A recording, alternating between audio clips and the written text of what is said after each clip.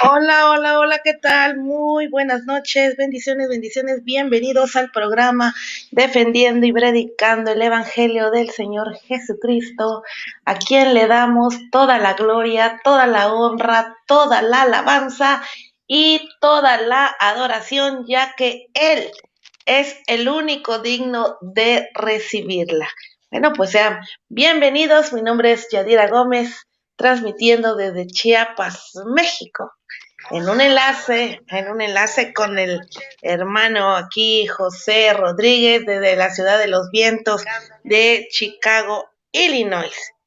Y también con el hermano Pedro Ríos desde allá, creo que la Patagonia, ¿es? ¿De dónde es? De Chile, Chile, De Chile. Chile, sí, sí. De Chile, desde allá, desde Chile. Y bueno, ahorita vamos a pasar a que nos saluden, ¿verdad? Que se presente, porque siempre, ya sé que ya los conocen, pero siempre va a haber alguien nuevo que vea este programa y no lo van a conocer, así que vamos a pasar ahorita en unos minutitos más a que se presenten. Y bueno, sean bienvenidos todos en este canal de YouTube y de Facebook, YouTube y Strong, Arnold Portillo, de la misma manera en Facebook, Arnold Portillo, pueden buscar esta transmisión, esta enseñanza que nos trae el día de hoy el hermano Pedro Ríos, que es un estudio del Apocalipsis y el número 5 desde la perspectiva judía. Un tema muy, muy interesante. Digamos, en el número 5 pueden buscar los otros, están enumerados, ya sea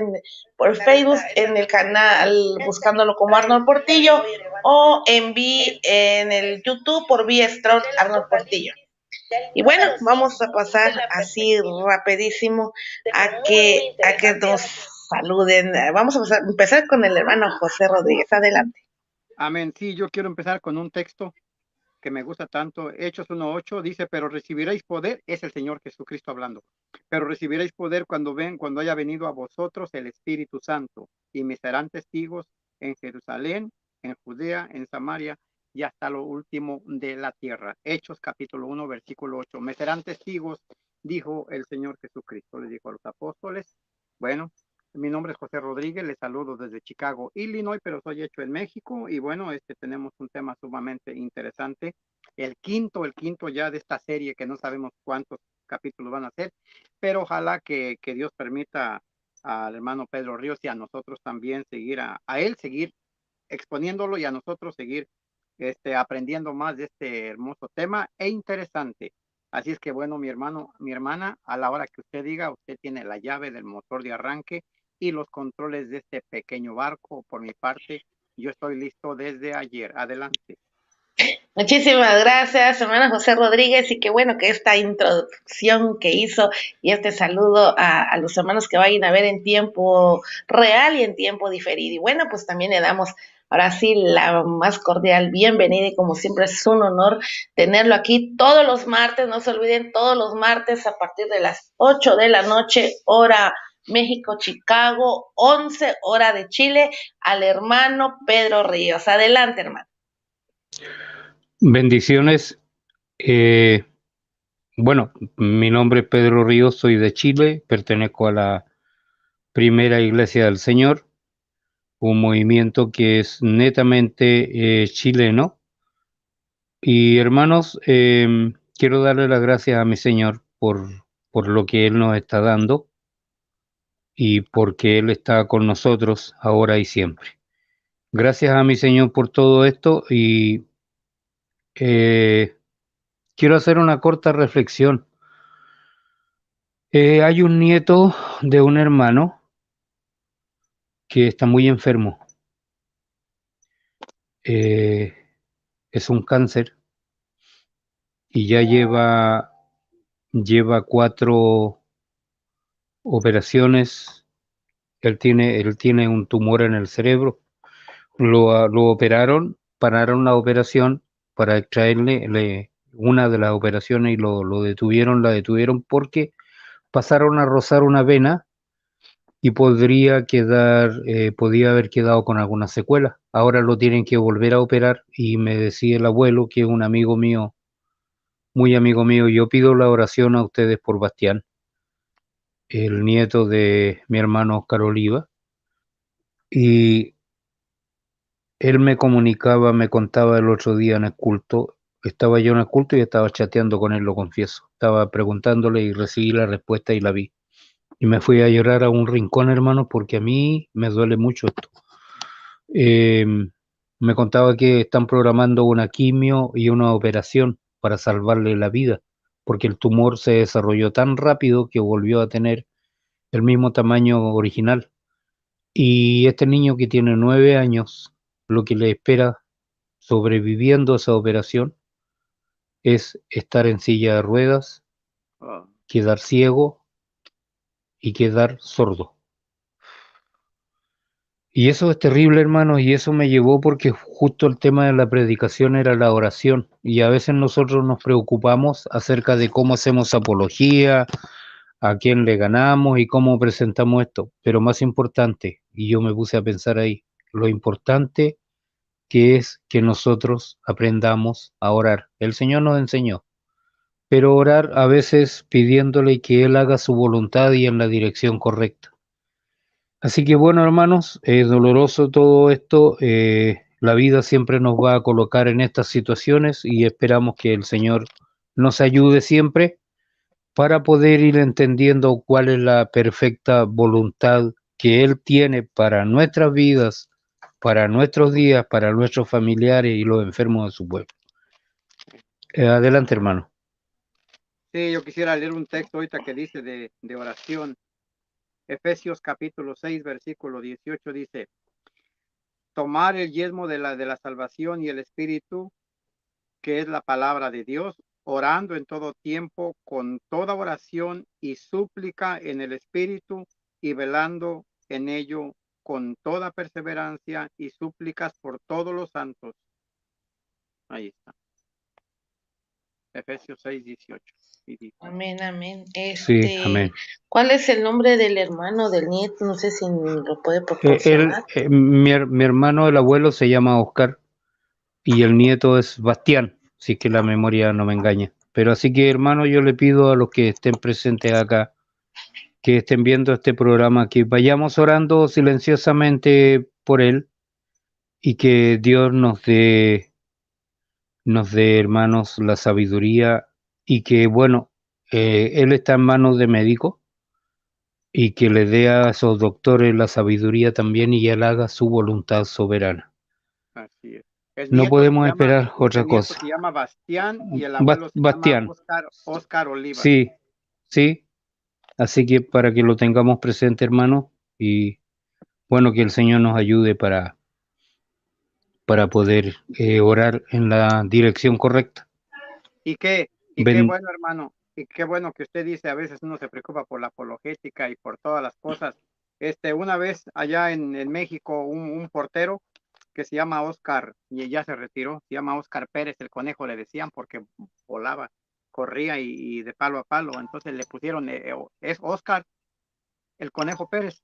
Y entonces un día cometió un error y le metieron un gol en un partido de semifinales y lo criticaron mucho. Y cuando lo entrevistaron a él después del partido, dice Oscar Pérez, ustedes se preocupan por cosas tan pequeñas y mis problemas son más grandes.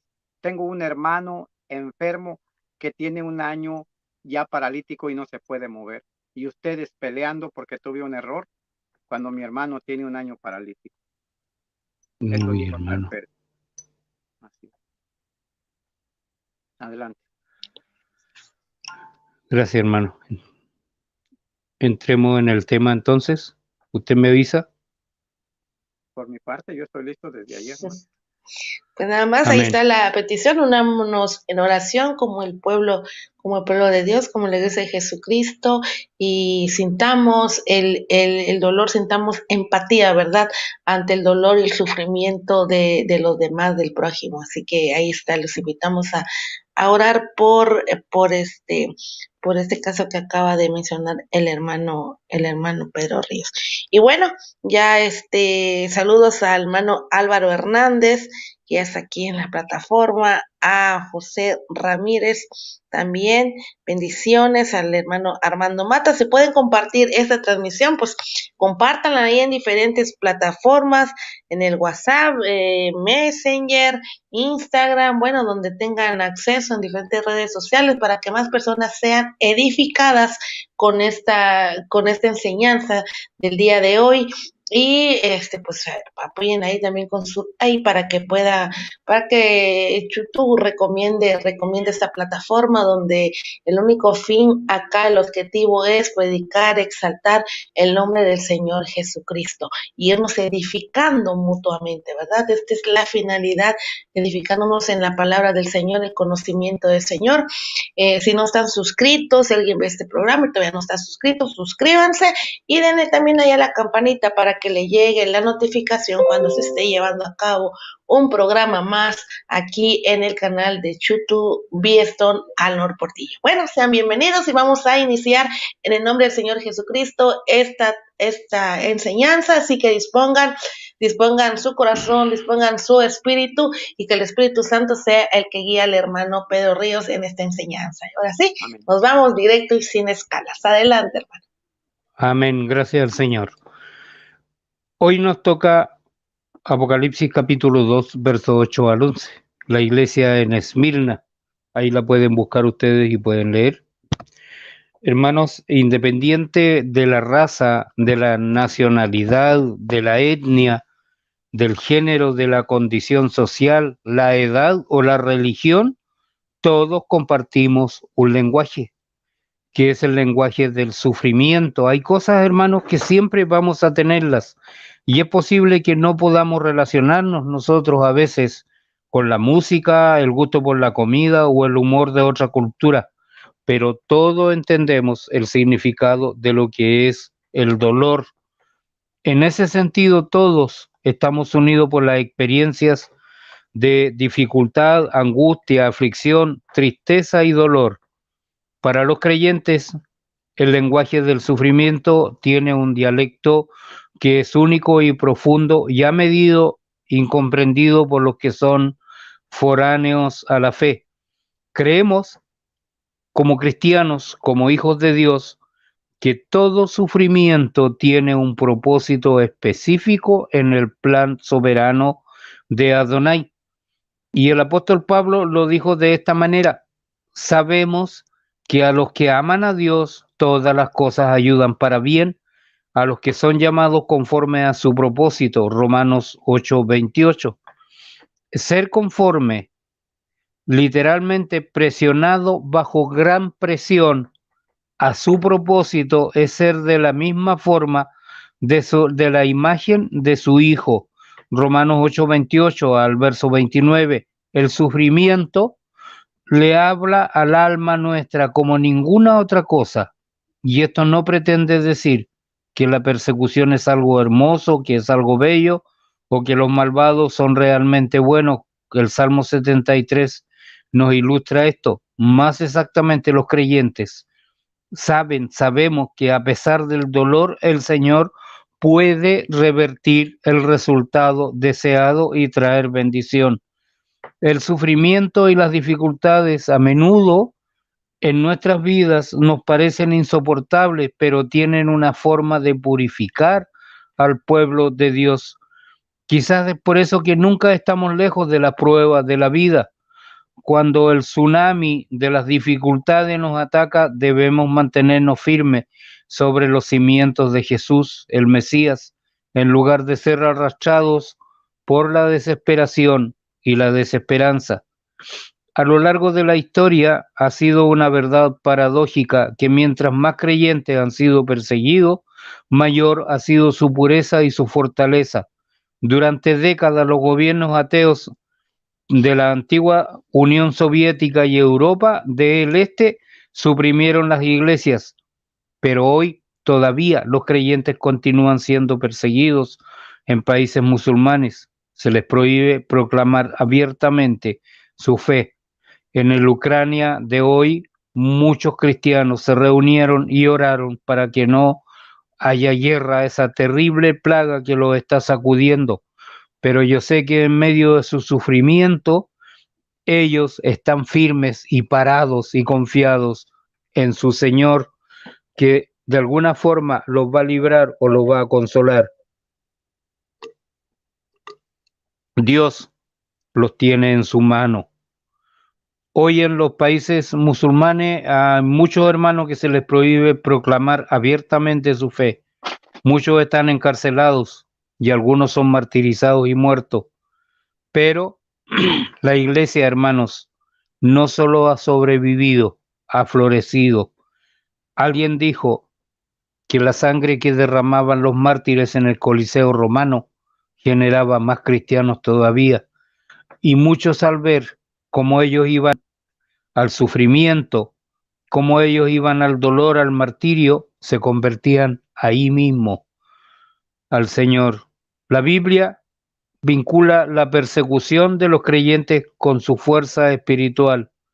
Santiago nos dice: hermanos míos, tened por sumo gozo cuando os veáis cercados de diversas pruebas, sabiendo que la prueba de vuestra paciencia, ¿no es cierto?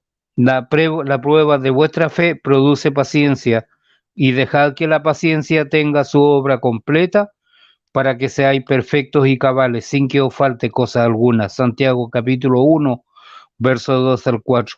Además, el apóstol Pedro alentó a los creyentes que sufren con la verdad de que el Dios de toda gracia dijo que os llamó a su gloria eterna en el Mesías. Después que padezcáis un poco tiempo, él mismo os perfeccionará, afirmará, fortalecerá y establecerá. Primera de Pedro 5, verso 10.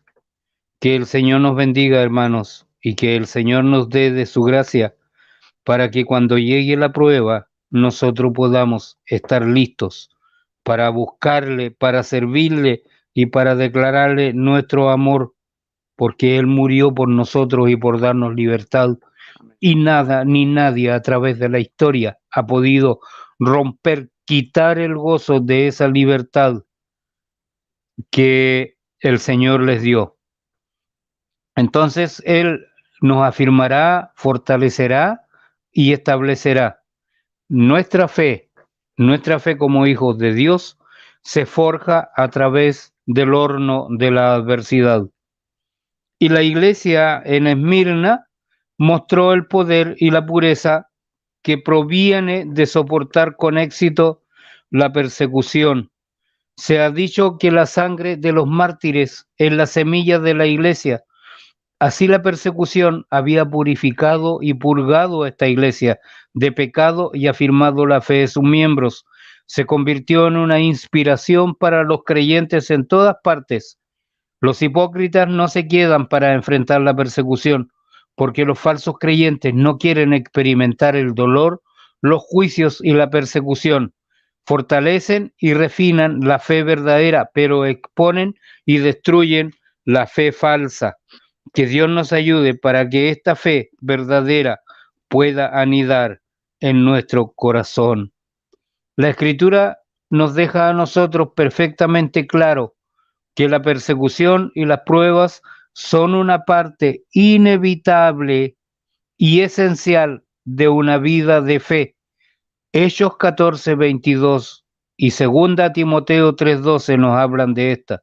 El ejemplo de esa iglesia instruye a todos los demás sobre cómo responder adecuadamente a la persecución cuando llegue el momento. Así como Job dijo: aunque me mate, en él esperaré, con tal de defenderme ante él. Job 13:15.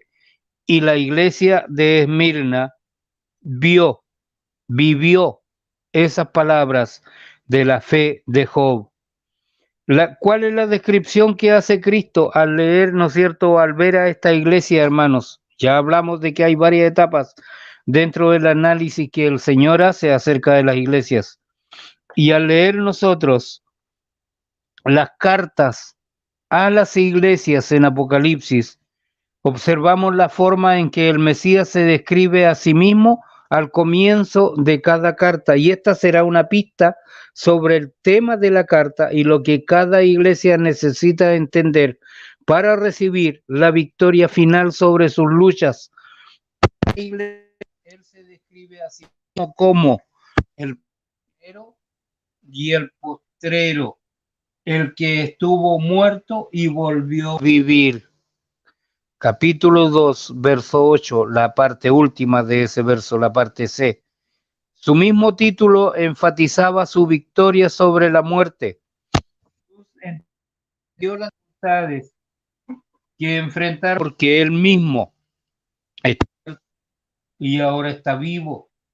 Él había pasado por el sufrimiento y la muerte y le estaba asegurando a los creyentes en Esmirna que también lo superarían.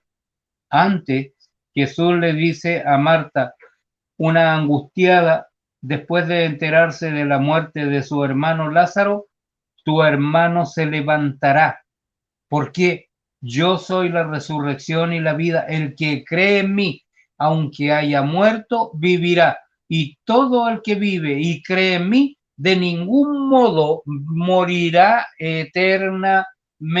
Juan capítulo 11, verso 23 al 25. Y la resurrección de Jesús prueba que hay vida más allá de la tumba. Y por su propia muerte y resurrección, Él prueba que podemos estar allí con Él. El Señor conquistó la muerte, Juan 14, 19. Y más adelante en este libro, los creyentes en Esmirna aprenderían que en la Nueva Jerusalén no habría más muerte, no habría más llanto, clamor ni dolor. Las primeras cosas pasaron. 21:14 Apocalipsis. Él es el primero y el último, y esto habría sido extremadamente alentador para la iglesia de Esmirna frente a la muerte. Si Cristo fuera solo Dios, podíamos percibirlo a Él como distante, separado de nuestras experiencias humanas de sufrimiento e incapaz de entender o relacionarse con nuestra situación desesperada. Si Cristo fuera solo un hombre, su muerte no habría sido más que otro martirio de un buen hombre y él habría sido víctima de la tragedia humana, débil, incapaz de conquistar la muerte y poder triunfar sobre la tumba, sino porque él es el primero. ¿Qué quiere decir esto, hermanos? Que él existe antes que nada y el último que va a vivir por la eternidad, plenamente Dios y plenamente hombre. Podemos saber que Él comparte nuestro dolor y no solo se queda mirando nuestro sufrimiento. El escritor de Hebreos lo dijo así: por tanto, teniendo un gran sumo sacerdote que ha traspasado los cielos, Jesús, el Hijo de Dios, retengamos nuestra profesión, porque no tenemos un sumo sacerdote que pueda compadecerse, que no pueda compadecerse de nuestras debilidades, sino uno que ha sido tentado en todo, según nuestra semejanza, pero sin pecado. ¿Qué más nos dice, hermanos? Acerquémonos pues con confianza al trono de la gracia para que obtengamos misericordia y hallemos gracia para el oportuno socorro. Hebreos capítulo 4, verso 14 al 16. ¿Qué podemos decir ahora de la ciudad? El nombre de esta ciudad proviene de uno de sus productos comerciales más importantes, significa mirra. La raíz de esta palabra significa amargura. La mirra es un ingrediente para el perfume. Salmo 45, verso 8 nos dice esto. Así que se usaba como uno de los santos aceites de la unción del sacerdocio. Según Éxodo 30, verso 23, se usaba para la purificación de las mujeres. Esther capítulo 2, verso 12, y como especia para el embalsamado de los muertos, según nos relata Juan 19, verso 39. Esta fue llevada como un regalo para el bebé Jesús por uno de los reyes magos, lo que significa que él nació para morir. Por eso es que este rey mago le llevaba ese regalo, Mateo capítulo 2, verso 11. Pero hay una cosa muy importante sobre la mirra. Debe ser triturada para producir su fragancia.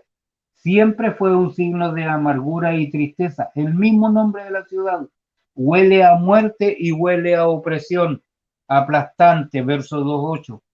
Era una ciudad grande y rica, que fue la archirrival de Efeso. De hecho, competía constantemente con Efeso por el título de primera ciudad de Asia.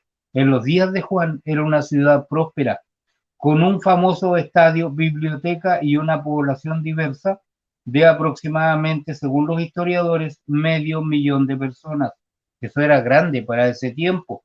Disfrutaba de grandes ventajas naturales, incluido un excelente puerto al final de un golfo bien protegido. Por lo tanto, era la salida natural para el comercio del rico valle de las regiones de Hermus y más allá. Los romanos lo llamaron la belleza de Asia, y cuando se conduce a Esmirna, incluso hoy, dicen los que conocen el lugar, se puede ver por qué es así. Hay una colina inclinada que sube a una meseta justo detrás de esta hermosa ciudad portuaria. Esta ciudad tenía una lealtad de muchos años a Roma, incluso antes de convertirse en un poderoso imperio, y fue una de las primeras ciudades en participar en la adoración al emperador romano, y ganó el honor de construir un templo para el emperador Tiberio. En la época de Juan, continuaron honrando a César como el señor de todos. En consecuencia, Esmirna estuvo profundamente involucrada en el culto al emperador. Y también, hermano, había una población muy grande de judíos seculares en Esmirna que se oponía a la iglesia. Allí ellos tuvieron una influencia considerable sobre las autoridades civiles. En Esmirna, tanto es así que ellos actuaron más como romanos que como judíos de la fe. Ellos, de hecho, trabajaron activamente y con determinación contra la causa de Cristo. Aunque los judíos seculares en el Imperio Romano fueron legalmente excusados de hacer sacrificio al emperador, aquellos que creían en el Mesías no disfrutaron de tal exención.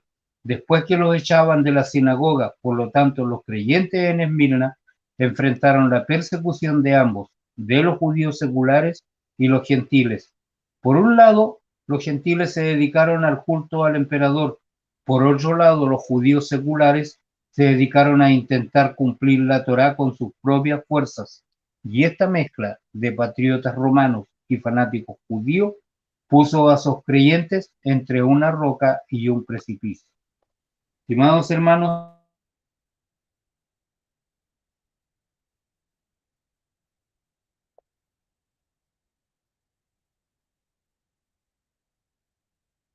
No se le escucha, hermano.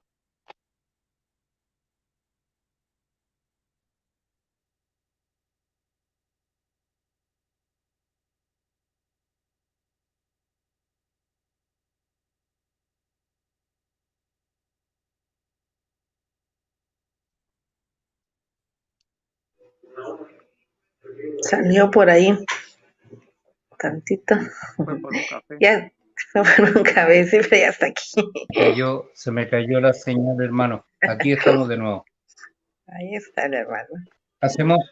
Hacemos una pausa, hermano José. ¿Algún comentario? Yo creo que si me lo permite, hasta se lo agradecería, hermano. Es que, Sí, adelante. es que dicen los hermanos, no, dice el hermano Pedro va, pero va a 1000 por hora, va como los misiles de Vladimir Putin. De Ucrania. Sí, sí, Esmirna pues todavía existe. Es la tercera ciudad más hermosa y más grande y más, ¿cómo se dice? Más progresiva, más industrial, Sí, que es Estambul y es Ankara, que es la capital de Turquía, y es Esmirna. Y está Por más o su menos, puerto, ¿no? pues sí, claro. Exacto, está junto al mar Adriático y está a unos 65 kilómetros, más o menos, que será unas 40 y tantas millas al norte de Éfeso. O sea que no está muy lejos, pero no está muy cerca de la ciudad de Éfeso. Pero Esmirna todavía sobrevive. Y qué hermoso, hermano Ríos, que nos enseña cómo va. Los viernes tenemos un estudio con el pastor Luis Castro y vemos cómo es que va en concordancia, va entretejido el Antiguo Testamento con el Nuevo y cómo las cosas tienen su significado, cómo todo apuntaba al Señor Jesucristo. Y aquí vemos que Esmirna, que significa mirra, y qué bueno que lo explicó, y lo explicó muy bien, y fue una de las dos iglesias o de las dos ciudades que no tuvo que no tuvo que llamarle la atención el Señor Jesucristo. Son 7 iglesias, solamente esta iglesia de Esmirna y la iglesia de Filadelfia, las únicas que no tuvieron reprensión, la palabra que buscaba, reprensión.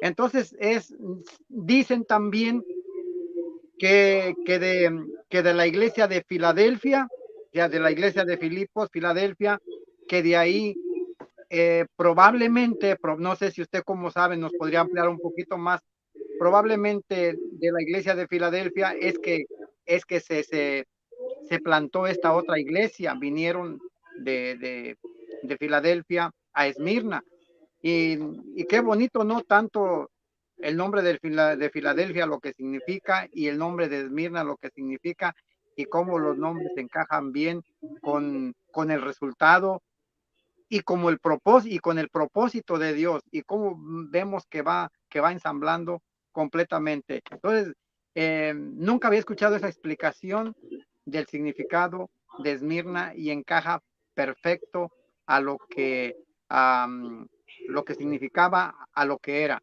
Entonces, estas iglesias son un gran ejemplo para nosotros y hay muchísimo que aprender, que fueron dos iglesias las que no tuvieron reprensión. Esto hace pedazos también lo que es una sola iglesia, y que es una iglesia, una sola institución, sino que es la iglesia. Ya sabemos que somos aquellos que hemos creído en Jesucristo y lavados con su sangre preciosa, valga la redundancia.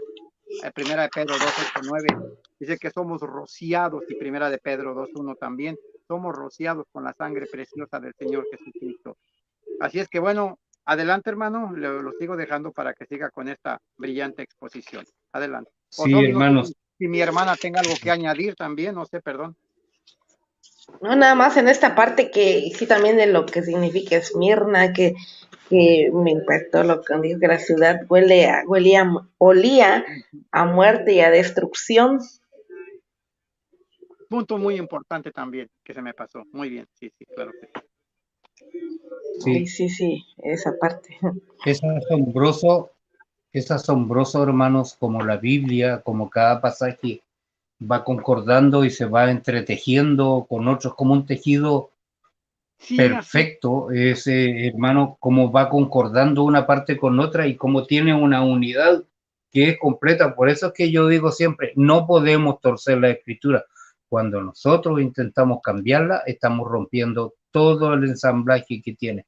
Es como una obra de arte bien construida, hermanos, como un mueble que está bien hecho, donde cada pieza encaja a la perfección, como un edificio bien construido. Bueno, los ejemplos, los beneficios de la perseverancia son válidos en esta vida, hermanos. La Biblia a nosotros nos manda a perseverar, pero también en la vida venidera. Por eso, no hermano, lo sabemos. lo interrumpo. Por eso a mí me encanta Dígame. lo que es la hermenéutica, porque es de un filósofo griego, Herménevein, que es el arte de interpretar, es un arte interpretar. Ahorita que usted dice que del ensamblaje y esas palabras que usa tan lindas, sí, no se le puede quitar el ensamblaje que tiene, el engranaje o el entretejido que tiene, no se puede. Por eso es que nosotros los cristianos no podemos irnos fuera de la Biblia ni quitarle, ni ponerle, como dice Apocalipsis 22, 17, 18 Sí, al 20, porque ya está, no hay que agregarle, no hay que quitarle. Hoy a mí estaba yo un poco molesto porque, porque ponen allí unos, que mañana es día de la ceniza y ponen, y cómo tuercen la escritura y usan Jonás sí. capítulo 3 versículos 5 y 6, donde el rey de Nínive llega y se sienta en un montón de ceniza y de ahí sacan ya. Entonces, bueno, eso es otro tema, pero me molesta porque como usted dice, tuercen la escritura, le quitan la belleza de lo que es eso Toda de la la... armonía. Exactamente. Entonces a mí y tuve que hacer un video, no quería, pero tuve que hacerlo porque no soporto yo por dentro que la tuerzan de esa manera. Pero bueno, adelante, hermano. Mm. Disculpen. Amén. Se supone que la iglesia fue el fruto de la obra misionera de Pablo o el rabino Saulo en Asia, que estaba centrada en Efeso, según Hechos 19:10. Y en el momento de la escritura de Juan, los creyentes habían soportado los fuegos del dolor y el sufrimiento de la persecución y sus penas pronto iban a aumentar. Su futuro era sombrío. Sin embargo, la iglesia estaba sana porque la carta no contiene ninguna palabra de crítica. Ellos no estaban sufriendo dificultades debido a que hicieron algo mal. Por el contrario, a pesar de su pobreza, debido a la persecución, eran ricos espiritualmente. Y esto, hermano, es la paradoja de nuestro destino. Es la paradoja de nuestra vida. A veces cuando estamos bendecidos, hermanos, cuando más nos alejamos del Señor, cuando debería ser lo contrario, más gracias deberíamos darle, más gratitud. Entonces es como si el cristiano, como el ser humano, a veces necesita el dolor para estar cerca. Debido a la persecución, ellos eran ricos espiritualmente. La ciudad de Esmirna fue dedicada a César, pero los creyentes en Esmirna se dedicaron a Cristo. Y viene la recomendación que le hace Cristo. Imagínese usted sentado en la reunión del pueblo del Señor en Esmirna en una mañana fría antes del amanecer. Una pequeña habitación iluminada con lámparas alberga lo que quedaba de un pequeño grupo de creyentes acosados, golpeados. La que una vez animada multitud ahora no muestra huecos obvios donde la gente alguna vez se sentó. Eso es lo que pasa en las iglesias a veces cuando hay persecución o hay problemas.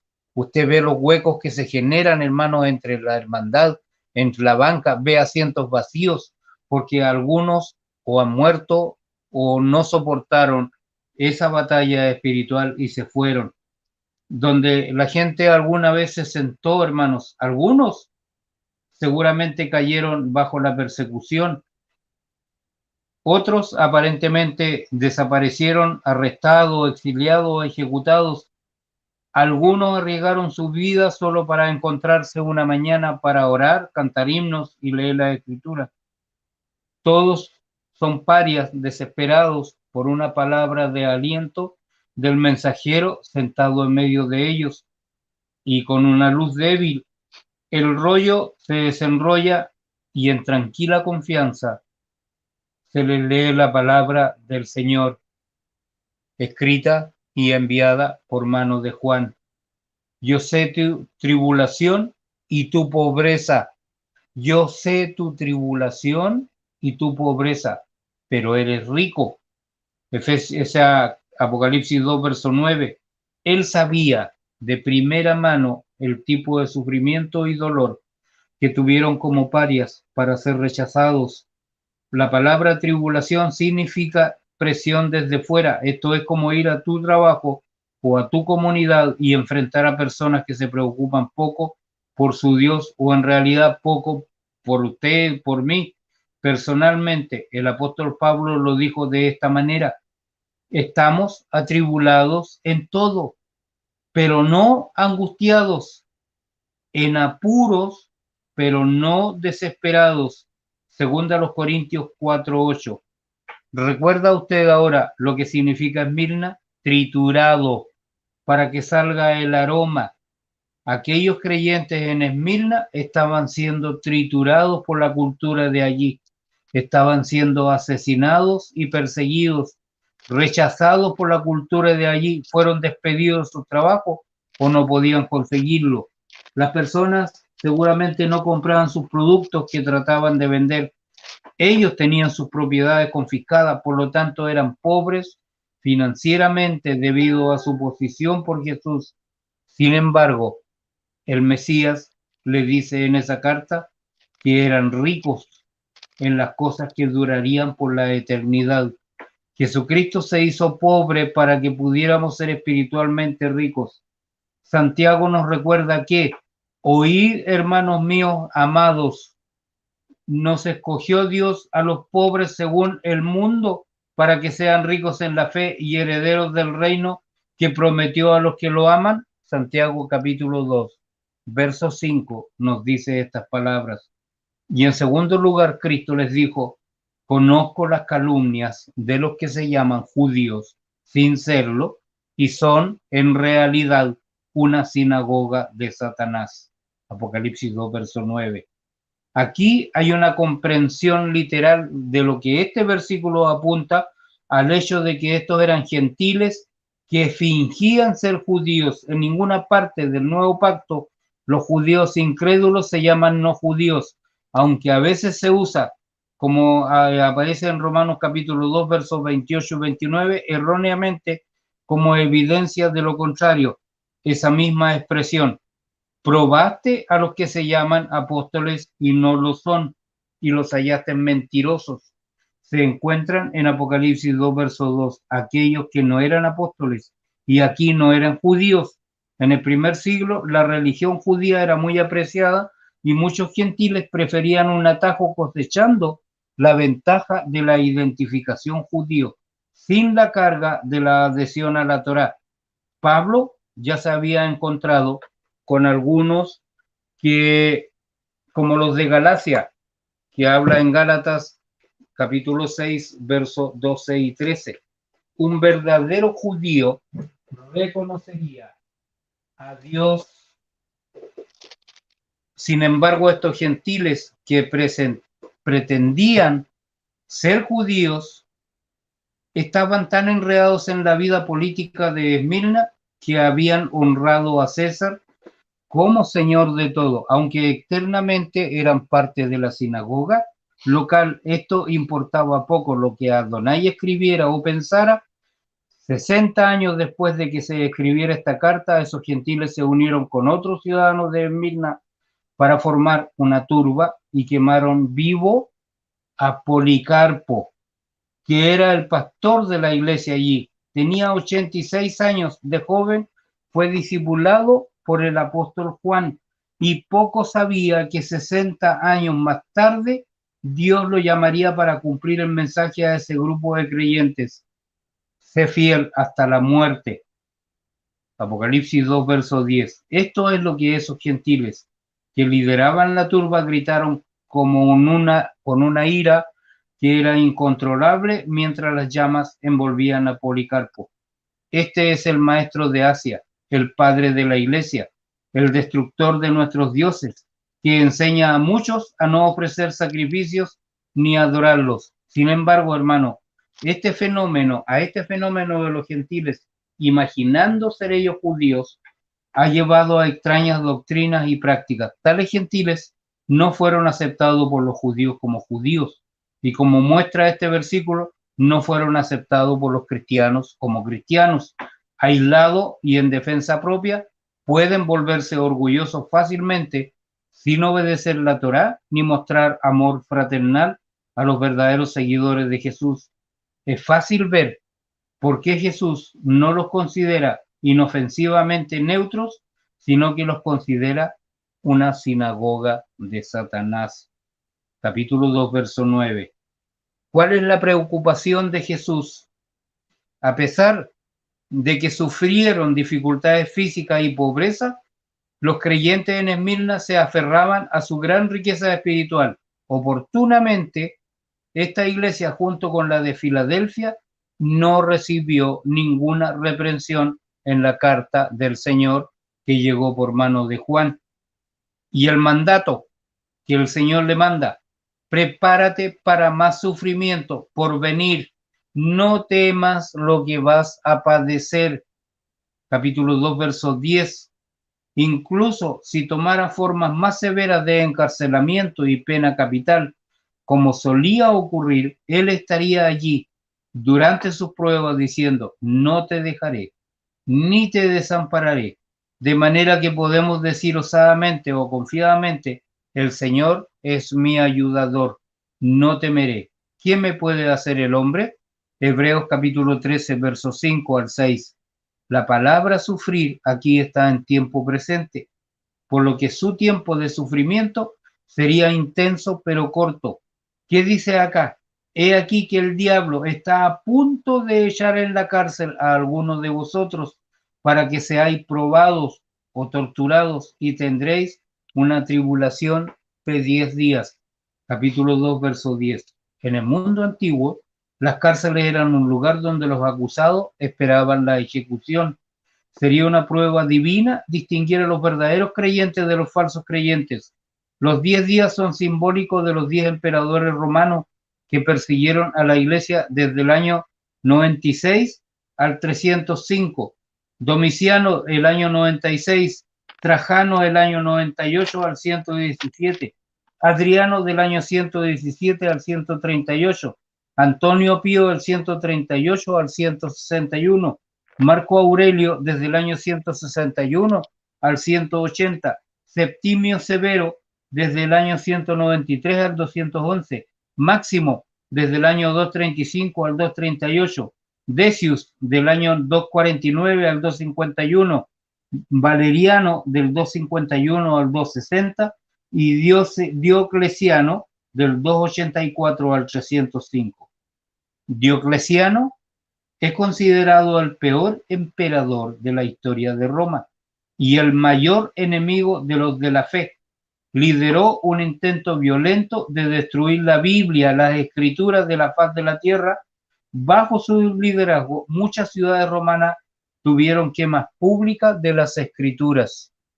Jesús dijo: venid a mí, todos los que estáis trabajados y agobiados, y yo os haré descansar. Mateo 11, 28. La palabra descansar significa refrescarse o revivir, como del trabajo o de un largo viaje. El Mesías promete descanso espiritual a todos los que vienen a Él en arrepentimiento y humilde fe. Él nunca nos va a dejar ni nos va a abandonar. Esto es importante para nosotros, hermanos, esta promesa. Él nunca nos va a dejar, no nos va a abandonar, estará con nosotros para siempre. No tenemos nada que temer. Cristo no nos libra del problema. No nos libra del problema. Él está con nosotros a través del problema. Y el consejo que le da a esta iglesia: sé fiel hasta la muerte y yo te daré la corona de la vida. 2 versos 10. La corona de la vida no es una promesa de una recompensa especial para los mártires. Dios ha prometido esta corona a todos aquellos que permanecen fieles a Él cuando están bajo persecución.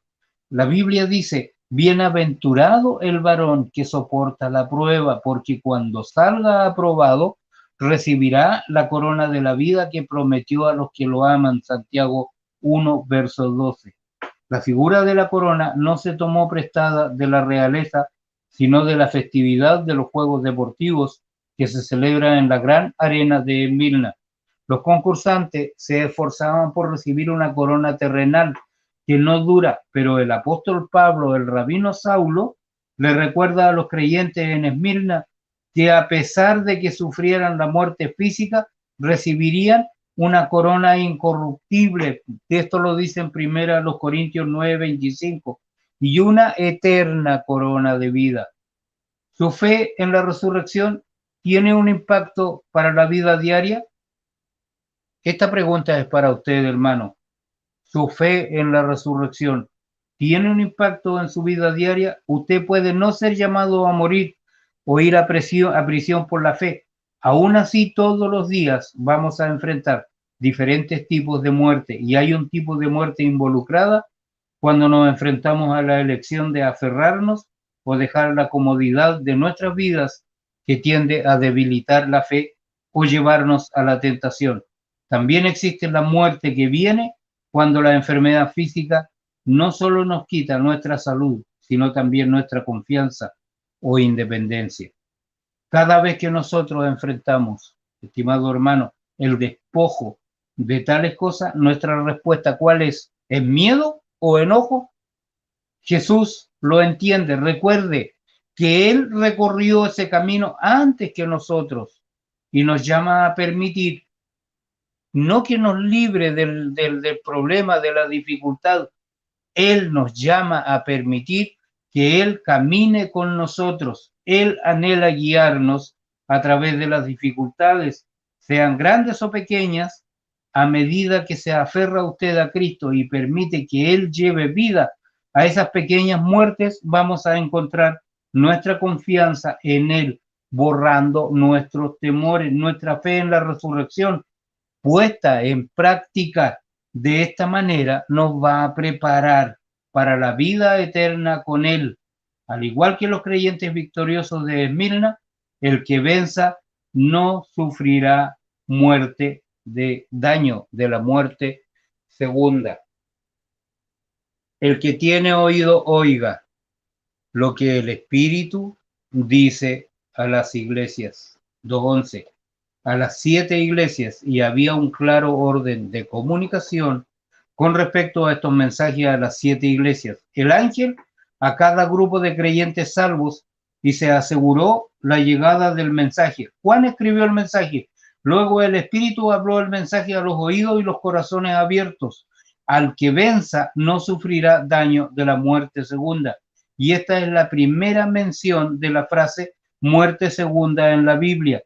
Pero el concepto de juicio futuro para los no creyentes está claro en el Tanaj. Esto está asociado con el destino de los no salvos después de su resurrección corporal. Daniel capítulo 12, verso 2. Aquellos que vencen, los verdaderos creyentes en Jesús, no van a ser afectados por la muerte segunda. Daniel 12, verso 3, Apocalipsis 20, verso 6.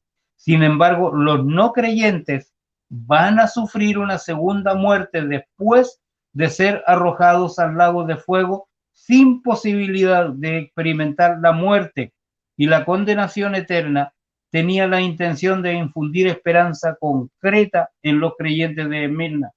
No importa cuánto aumentara la persecución, no importa lo que la iglesia de Esmirna tuviera que soportar, sus promesas les darían fuerza para perseverar, y debemos recordar que las mismas promesas siguen siendo ciertas para nosotros hoy. Bendito sea el nombre del Señor. Hermanos, leí una historia de un hombre que se llamaba Cassie Bernal, que el 20 de abril de 1999 él estaba sentado en la biblioteca de Columbine High School en Littleton, Colorado, cuando dos racistas blancos neonazis interrumpieron y comenzaron a disparar a todos a la vista. Cassie se levantó y comenzó a orar. Uno de los asesinos apuntó con una escopeta a la cara de Cassie y le preguntó: ¿crees en Dios? Cassie se paró cara a cara con el asesino y le dijo sí. Uno de los asesinos le dijo ¿por qué? E inmediatamente le disparó en la cara sin darle la oportunidad de responder. Este hombre murió como un verdadero mártir por su fe. Podía haber suplicado por su vida con la esperanza de que sus asesinos se apiadaran de ella y tal vez le perdonaran, pero ella se negó a hacer eso. Casi no le dio a su asesino la satisfacción de verle rogar y suplicar por su vida. Ella sabía a dónde iría y fue fiel, incluso hasta la muerte. Y ella demostró que amaba tanto a Jesús que estaba dispuesta a morir por su fe en él. Y esto nosotros lo hemos visto, hermanos, cuando asesinos musulmanes han matado a cristianos, filmándose, hermanos, y gozándose de esa muerte. Entonces, hoy muchos dicen que aman a Jesús, Pero si se les pide que prueben su fe como esta persona o como los creyentes de Esmirna, muchos van a retroceder o llorarían, suplicarían por sus vidas. Ella entró en la biblioteca de la escuela secundaria Columbine para estudiar durante el almuerzo y salió de ella como un mártir. Entonces, estimados hermanos, ¿qué nos queda a nosotros? Orar y pedirle al Señor, en tu humanidad, tú experimentaste sufrimiento y muerte. Déjame ahora a mí, a mis hermanos, a quienes están escuchando, quienes van a escuchar esto, que no nos sintamos abandonados cuando nos enfrentemos a lo mismo. En cambio, ayúdanos, Señor, a tomar tu mano y caminar contigo hacia la próxima vida. En el nombre del primero y el postrero, el que estuvo muerto y volvió a vivir, lo pedimos, porque Él es fiel. También los creyentes perseguidos en Esmirna, hermanos, son una imagen de la iglesia durante la era de la persecución romana del 96 al 305 después de Cristo. Durante los siglos segundo y tercero, en esta persecución, miles de creyentes fueron llevados a los anfiteatros de Roma para alimentar a leones hambrientos, mientras multitudes de espectadores aclamaban. Muchos fueron crucificados, otros fueron cubiertos con pieles de animales y torturados hasta la muerte por perros salvajes. No era entonces extraño, hermanos, que fueran cubiertos con alquitrán y prendido fuego para servir como antorcha humana. También fueron hervidos en aceite, quemados en la hoguera, al igual que Policarpo en la ciudad de Esmirna en el año 156 después de Cristo. Un historiador ha estimado que durante este periodo 5 millones de creyentes fueron martirizados por el testimonio de Jesucristo. Y este periodo probablemente fue el mayor momento de persecución que la iglesia haya conocido. Satanás desató un ataque violento contra ella durante ese tiempo en un esfuerzo por destruirla, porque se hizo evidente para él que la predicación fiel del Evangelio durante la era apostólica se había convertido en una seria amenaza para su imperio mundial. Sin Dios, pero no tuvo éxito y Dios salió victorioso. El Evangelio fue predicado en todo el mundo conocido en ese entonces. La serpiente antigua, sin embargo, aprendió una valiosa lección. Cuando más él perseguía a la iglesia, más se sobreponía la iglesia a la característica que condenaba la era apostólica, la de haber dejado su primer amor. Ninguna palabra de condena fue dicha a este cuerpo de creyentes. En consecuencia, esta era terminó con la relajación de la persecución y entonces el diablo usó lo que ha resultado ser una de sus armas más efectivas, haciendo que el mundo fuera lo suficientemente atractivo para que el cuerpo del Mesías se enamorara de él. Y vamos a ver en la próxima táctica, en el próximo viaje por el camino, cuando visitemos la iglesia de Pérgamo en un próximo programa, estimado hermano. Que Dios nos ayude Otro tema y hermoso. que Dios nos bendiga para que nosotros podamos ser fieles hasta la muerte y vivir con Cristo y entender, hermanos, que si nosotros nos dejamos tentar y deslumbrar por el mundo, lo único que vamos a perder va a ser nuestra salvación. No vamos a ganar nada, no vamos a poder ganar nada. Vamos a perder lo que nos precia, lo que nos ha dado, hermano, la salvación. Vamos a perder la comunión con el Señor. Por lo tanto, estimados hermanos, debemos tratar de seguir siendo fieles hasta la muerte, si esto fuera posible.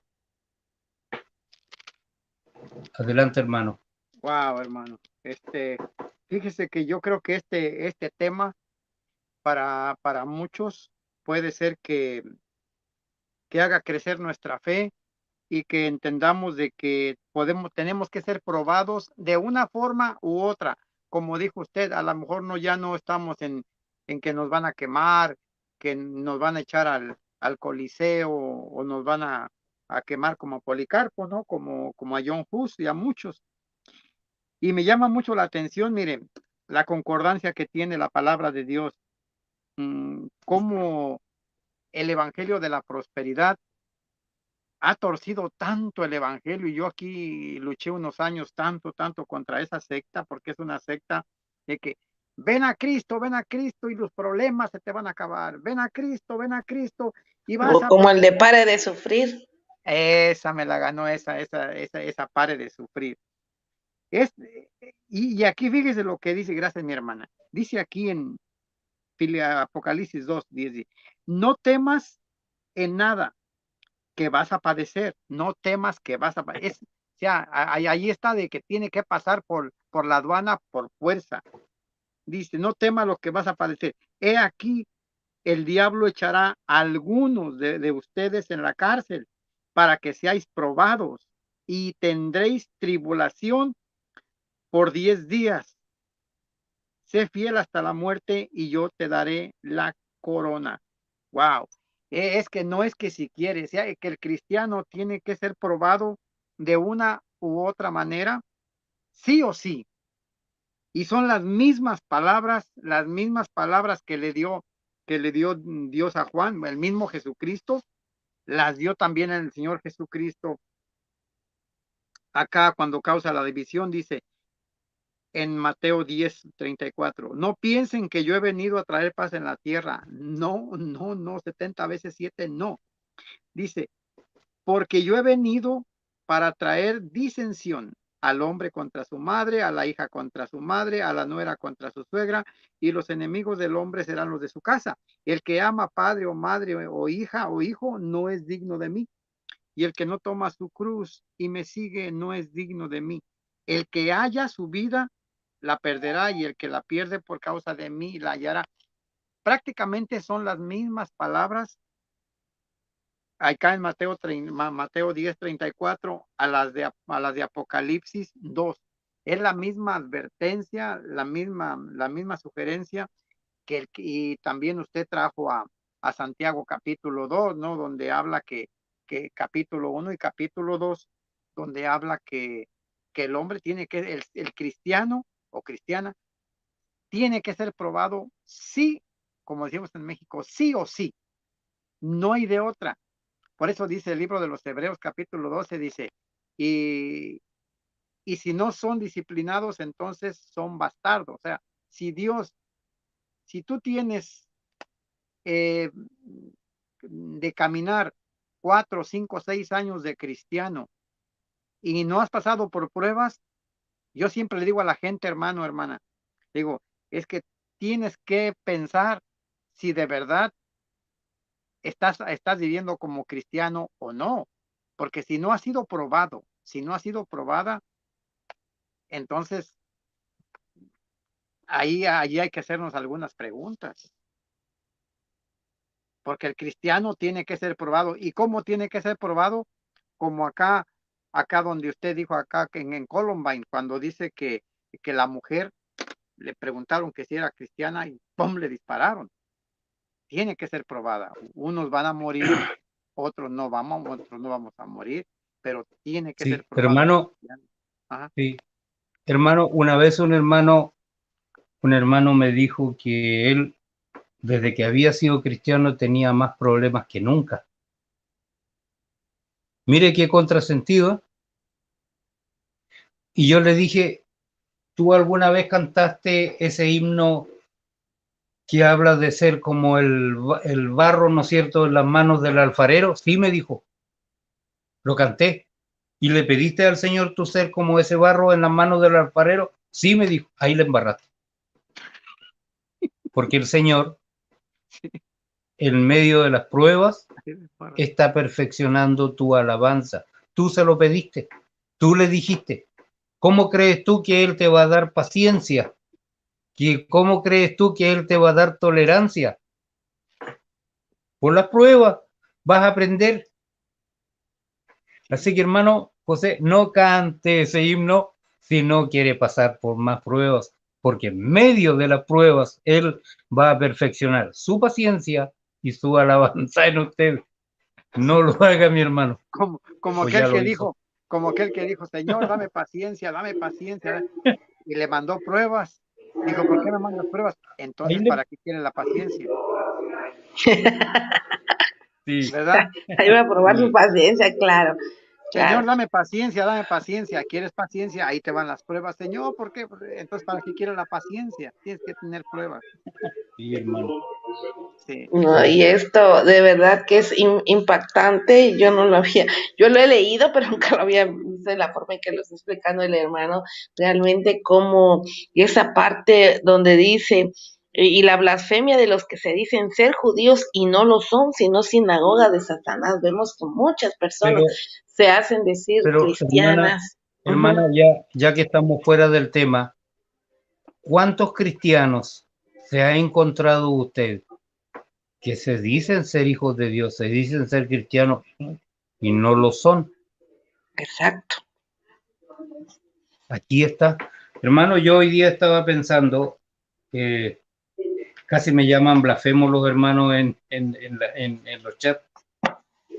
Estábamos con el hermano Carlos Manuel, hermano Barragán y otros. Y hay un tema, hermanos, un tema que a mí me preocupa. Ujú. ¿Por qué Jesús oró a Dios si él era Dios? Y esto sonó casi unicitario, hermano. La verdad es que sonó así, pero hay una explicación. Ajá. Hay una explicación. A veces haciéndonos estas preguntas nosotros vamos a llegar a entender algunas verdades espirituales. Por ejemplo, ¿cómo podemos oponernos a esta explicación afirmando que significa que Jesús se oró a sí mismo? Y nosotros, hermanos, debemos darnos cuenta de que Jesús tenía dos naturalezas perfectas y completas. Aquí nos vamos a salir un poco el tema, pero nos va a ayudar a entender alguna cosa. La humana y la divina. Humana a semejanza de cualquier ser humano, lo que sería absurdo o imposible para un hombre ordinario no es tan extraño para Jesús. No decimos que Jesús oró a sí mismo, porque eso implicaría incorrectamente que Jesús tenía solamente una naturaleza, tal como los hombres ordinarios tienen. Entonces, al contrario, decimos que la naturaleza humana de Jesús oró al Espíritu Divino de Jesús que moraba en el hombre. La opción es sencilla. O Jesús como Dios oraba al Padre o Jesús como hombre oraba al Padre. Si la primera afirmación fuera verdad, entonces tendríamos una forma de subordinacionismo o arrianismo en los cuales una persona en la deidad es inferior y no coigual con otra persona en la deidad. Y esto contradice el concepto bíblico de un solo Dios, la deidad completa de Jesús y la omnipotencia de Dios. Si la segunda alternativa es correcta, yo sé que esto suena enredado, pero ojalá podamos hablar un día acerca de esto. Si la segunda alternativa es correcta y nosotros creemos que es así, entonces no existe ninguna distinción de personas en la deidad. La única distinción es entre la humanidad y la divinidad, no entre Dios y Dios. Dios mío, ¿por qué me has desamparado? Y en este versículo, hermano, en Mateo 27, 46, no puede describir una separación actual entre el Padre y el Hijo, porque Jesús y el Padre son iguales. Jesús dijo, yo y el Padre, uno solo somos, Juan 13:10. Y la Biblia indica que Dios estaba en Cristo reconciliando consigo al mundo, 2 Corintios 5:19. Jesús era Dios, el Padre, como dice el Antiguo Testamento, manifestado en carne para reconciliar consigo al mundo. Y el grito en la cruz no significó que el Espíritu de Dios había salido del cuerpo, sino que no había ninguna ayuda del Espíritu en su muerte sacrificaria de sustitución para la humanidad pecaminosa. No era una persona de la deidad la que fue abandonada por otra, sino más bien la naturaleza humana de Jesús que sintió la ira y el juicio de Dios sobre los pecados de la humanidad. No había dos hijos, uno divino y otro humano, pero había dos naturalezas, la divina y la humana, fundidas en una sola persona.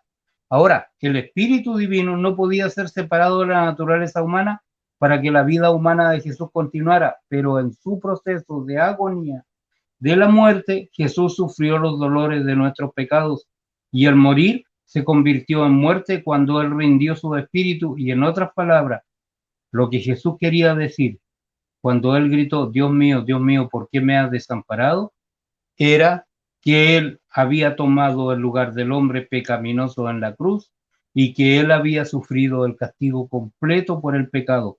No había disminución del sufrimiento debido a su deidad.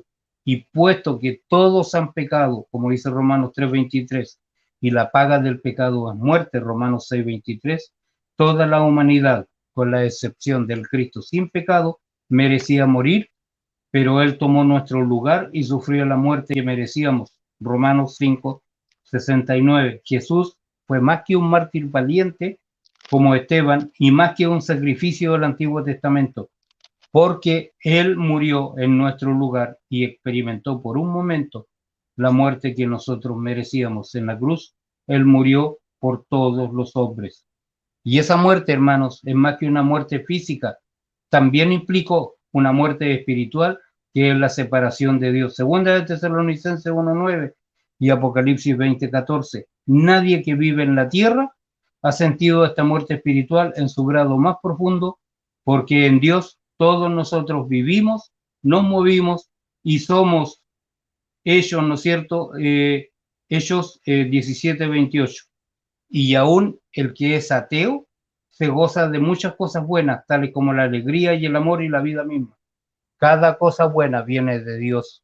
Y entender esto, hermanos, entender la separación de Dios, la separación que sintió Cristo, va a poder entender la separación de Dios en relación con la muerte segunda, que un pecador va a sentir en el lago de fuego. Él sentía que la angustia y la desesperación, como si fuera un hombre eternamente desamparado por Dios. Entonces, y solo entonces, la naturaleza humana de Jesús clamó en la cruz al tomar Jesús sobre sí mismo el pecado del mundo entero y sentir el castigo eterno de la separación a causa de aquel pecado. Por lo tanto, hermanos, hay una buena noticia. Él llevó nuestros pecados, Él murió por nosotros, pero resucitó. Y ahora Él nos acompaña en nuestros dolores y en nuestras tribulaciones. Ese fue el mensaje para Esmirna. Él estaba en medio de ellos, en medio de la iglesia, y Él está en medio de la angustia que nosotros podamos sentir. Yo creo que este tema vamos a tener que verlo, hermano, y tocarlo, porque es muy interesante. Demasiado, demasiado. Sí. No, y no es muy difícil, no es muy difícil entenderlo de una manera superficial, porque dice que él tenía hambre, ¿verdad? Pero ya en Juan, en Mateo 4, dice que él tenía hambre, pero ya en Juan 6 dice que él es el pan de vida. Él tenía sed, que en su naturaleza humana él tenía sed, pero en su naturaleza divina él es el pan de vida. Dice Hebreos 5:8 que él aprendía, pero Juan 2:25 dice que él lo sabía todo. Entonces tenía hambre, pero él alimentaba personas. Decía, el que viene a mí no tendrá sed jamás, el que viene a mí no tendrá hambre jamás. Pero como ser humano tenía hambre. O sea, como ser humano padeció todas las necesidades de un ser humano, pero como Dios, él era el dueño de todo. Como hombre, él murió. Como Dios, él es la resurrección. Amén. Entonces, yo hice un estudio acerca de eso hace tiempo y comparé. Tengo una concordancia, yo mismo como de unos 600 versículos de diferentes temas, y cuando llegué a este tema de la divinidad de Jesús, porque yo iba mucho con los testigos de Jehová y me entró un poco de duda. O sea, nunca fui testigo de Jehová, gracias a Dios, pero sí me entraba esa duda y compré un manualito chiquito como de 6 hojas y decía la divinidad de Jesús, pero no me convencía. No me convencía porque no lo entendía. Pero yo mismo hice mi concordancia y tengo una libreta, por aquí la ando buscando y no la encuentro. Pero tengo mi libreta donde tengo como unos 600 y algo de versículos. Aquí está, aquí está, aquí está. Aquí está, la tengo y es un tema, mire, aquí no sé si la pueden ver. Aquí tengo más de 600 versículos, diferentes temas, Y cuando yo me metí a eso, entonces saqué muchos versículos de su naturaleza humana, cómo él que padecía y cómo él le habló a su padre como ser humano, pero como humano, pues como divino, pues él hacía todo. A mí me llamó mucho la atención cuando dijo, como hombre él murió, pero ¿cómo va a morir si él es la resurrección? Entonces, ¿cómo le va a decir a la gente, yo soy la resurrección? El que cree en mí, aunque esté muerto, vivirá. Y por otro lado está muerto.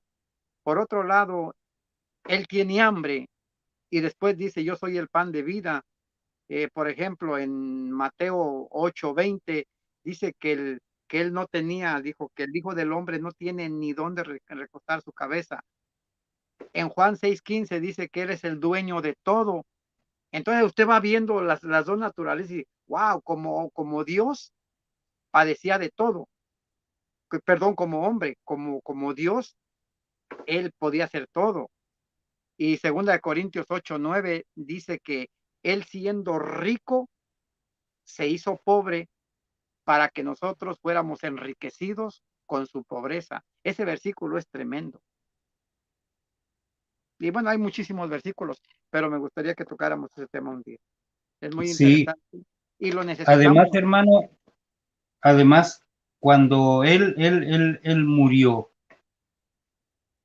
eh, él tenía como todo sumo sacerdote, ¿no es cierto?, que era, debía orar por él y por el pueblo. Hebreos 5:1 dice, porque todo sumo sacerdote tomado de entre los hombres es constituido a favor de los hombres en lo que a Dios se refiere, para que presente ofrendas y sacrificio por los pecados. Y Hebreos 5:2 dice, para que se muestre paciente con los ignorantes y extraviados, puesto que él también está rodeado de debilidad, y oraba como todo hombre de carne y hueso tiene que orar.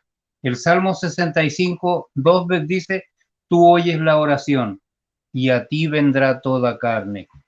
Que Dios nos bendiga, hermanos. Hemos llegado, yo creo, ya completamos la Sí, cuota, mi con hermano, casi no, una sí, hora, ya, 1 hora 17. sí, No hay ya. caso, más corto que sea, pero bendito sea el Señor que nos permite y nos da esta libertad de llegar a distintas personas, hermanos. Y bueno, Amén. Y gracias, alguien, hermano, alguien va a sacar, sí, y gracias, mi hermano, por su, por su responsabilidad, por tomar en serio este tema y este programa, y gracias por, por su responsabilidad. De verdad que nos ha tocado gente maravillosa. Bueno, Dios es el que añade a la iglesia, dice la palabra de Dios, y Dios es el que se encarga. Y gracias por esa responsabilidad, hermano, de poner las cosas, sí, de estar siempre allá al pie del cañón. Adelante, Antes, hermano. antes que se vayan, bueno, comparto rapidísimo bueno, que nos está compartiendo aquí el hermano Jeremy Pash Prince. sí, Dice que él también fue testigo de Jehová y cuando fue leyendo la Biblia, pues fue conociendo, ¿no? Fue cosas que no le cuadraban, bueno, y bueno, comparte como de acuerdo al tema que se ha dado sobre ese de Esmirna, que fue perseguida y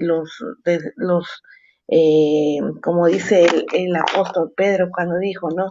Es necesario obedecer a Dios antes que a los hombres. Es lo que le pasaba a la iglesia de Esmirna. Obedecía a Dios y por eso eran perseguidos, tenían persecución y hasta la muerte. Y pues nos comparte un testimonio así chiquito, dice Jeremy Price, que cuando estaba en su trabajo se cambiaron de oficina y en esa oficina dijeron que iban a hacer una misa para bendecirla, ¿no? Típico que hacen los católicos. Y él como cristiano se rehusó y dijo, no, yo no voy a participar y tenían que participar. Habían dos cristianos más y que ellos sí participaron, no se negaron, o sea que de hecho 5:29 que dice es necesario obedecer a Dios antes que a los hombres, tal vez no habían leído esta parte, o son como dice aquí, ¿no? Que eran judíos, dice, y la blasfemia de los que se dicen ser judíos si no lo son, si no son sinagogas de Satanás, ¿no? A veces se hacen pasar por cristianos, pero realmente no lo son. Cuando está la prueba, porque todos vamos a pasar pruebas y todos vamos a ser probados. Ahí fueron tres, que se dicen cristianos, fueron probados y el único que pasó la prueba fue el hermano Jeremy, que dijo, no, yo no participo. Yo soy cristiano y yo no participo. Y los otros dos sí participaron en esa misa católica, ¿verdad? Y aparentemente puede ser algo chiquito, ¿no?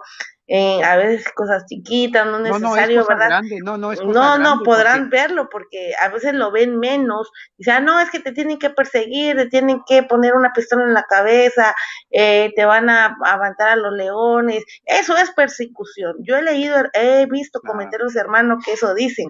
Ay, el que te ofendan, el que te calumnien, Eso no es persecución. Persecución es que te avienten a los leones, que te pongan una pistola encima, que te encarcelen. Eso es persecución, no. Estas son pruebas. Vamos a hacer pruebas. Hacia adelante, mi hermano. Perdón. no, sí, no, sí es persecución, porque hermano Jeremías, lo felicito, porque por eso él podía perder el trabajo. Hay mucha gente que le dicen, si no haces esto, si no participas de esto, pierdes tu trabajo. Sí es persecución, en un sentido de que él puede arriesgar su trabajo, Y a niños, hermano, yo puedo dar testimonio también, por ejemplo, en la primaria cuando hacen esto de los altares de muerto. Y te vamos a dar puntos extras, ¿no? Y a mí pasó con mis hijas, decían, no, mamá dicen que nos van a dar un punto más, preferible un punto menos, pero más puntos en el cielo. No, no participas, así te reprueben, tú no vas a participar en ninguna de esos altares de muerto.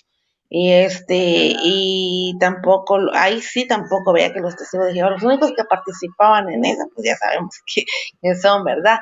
Y desde ahí empiezan ya los niños a mantenerles el miedo, a que tienen que participar en cosas, pero desde ahí hay que enseñar a los hijos, no, no.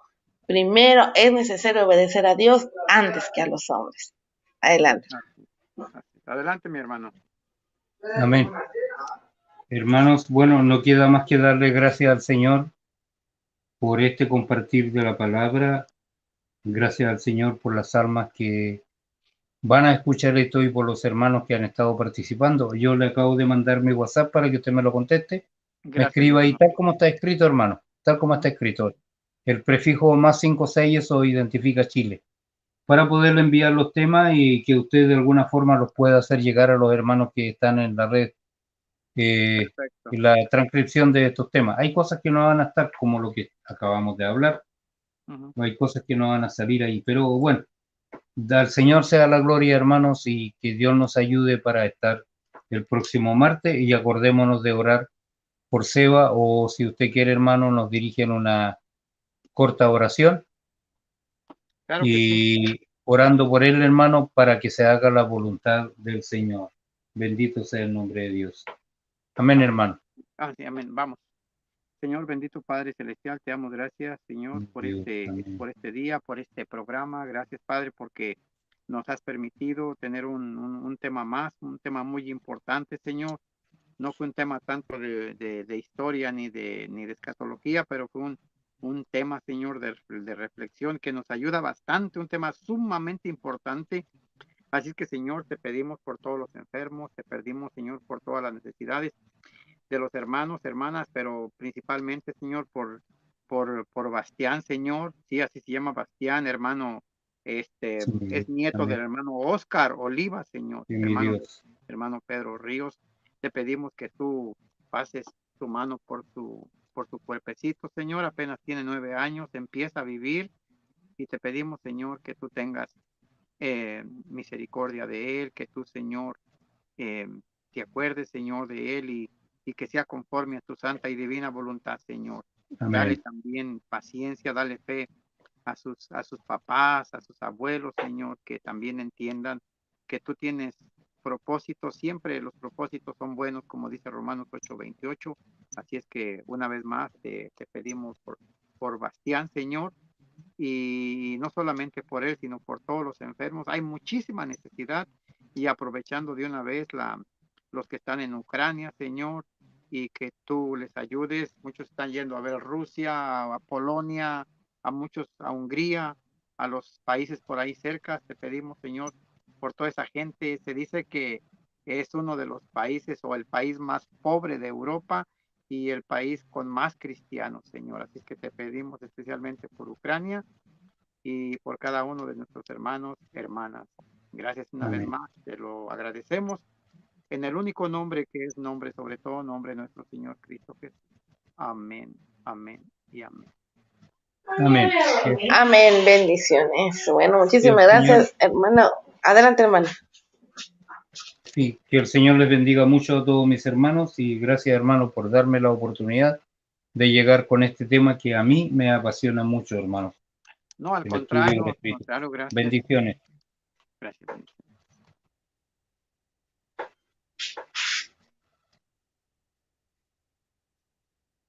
Ok, muchísimas gracias, hermano Pedro Ríos, hermano José Rodríguez, los acompañaron también a la hermana Claudia Alvarado, Liliana Ibarra, Luis Cuello, poeta de Cristo, a Clemente Alejo, está por aquí Roger Yanac también, a nuestro Álvaro Hernández, Condorito, Clemente Alejo, Armando Mata, al hermano Dani Totocayo, y Jeremy Splash, ahí a ver, dice que ya nos comparte su testimonio, a ver si antes del 15, ¿verdad? Antes del aniversario nos puede acompañar Jeremy, María Romero, también bendiciones. Bueno, muchísimas gracias y nos vemos el próximo martes con la quinta parte de este interesante estudio. Sexta, perdón, esta es la quinta, la sexta parte. Bueno, muchísimas gracias, bendiciones, nos vemos el día de mañana. Mañana está, creo, Pastor Villamizar, si Dios lo permite. Ok, entonces vamos, bendiciones. Uh-huh.